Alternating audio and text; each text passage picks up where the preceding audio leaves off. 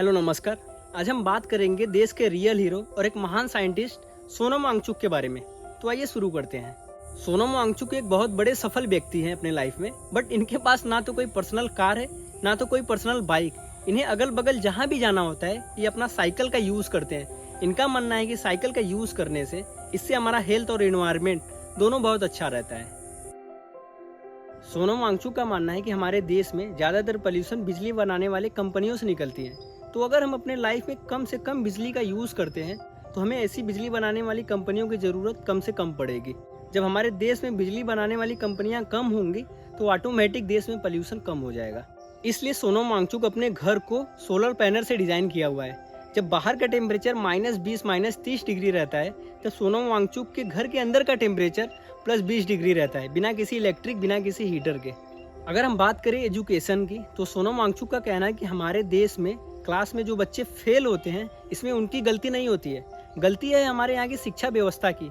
अंग्रेजों द्वारा बनाई गई शिक्षा नीति हमारे यहाँ आज तक चली आ रही है। इसलिए सोनम वांगचुक लद्दाख में ऑपरेशन न्यू होप के जरिए बच्चों को उनके स्थानीय भाषा में शिक्षा देते हैं। क्योंकि सोनम वांगचुक का मानना है कि अगर बच्चों को उनके स्थानीय भाषा यानी लोकल भाषा में उन्हें शिक्षा दी जाए तो इससे बच्चे उस टॉपिक को जल्दी कनेक्ट करते हैं और बहुत अच्छी तरीके से उस टॉपिक को सीखते हैं। लद्दाख में ठंडी के दिनों में -30 -40 डिग्री टेम्परेचर पहुंच जाता है। इस मौसम में हमारे आर्मी मैन को वहां पे ड्यूटी करने में काफी मुश्किलों का सामना करना पड़ता है। सोनम वांगचुक आर्मी मैन के इस प्रॉब्लम को देखते हुए आर्मी मैन को एक सोलर टेंट गिफ्ट देते हैं। इस सोलर टेंट का खास बात यह है, अगर बाहर का टेम्परेचर -30 से 40 डिग्री सेल्सियस है तो टेंट के अंदर का टेम्परेचर ऑटोमेटिक +20 डिग्री रहेगा। इससे सोनम वांगचुक ने एक मैसेज और दिया कि हम सिर्फ बॉर्डर पे ही जाकर नहीं, हम देश के अंदर भी रह के देश की सेवा कर सकते हैं।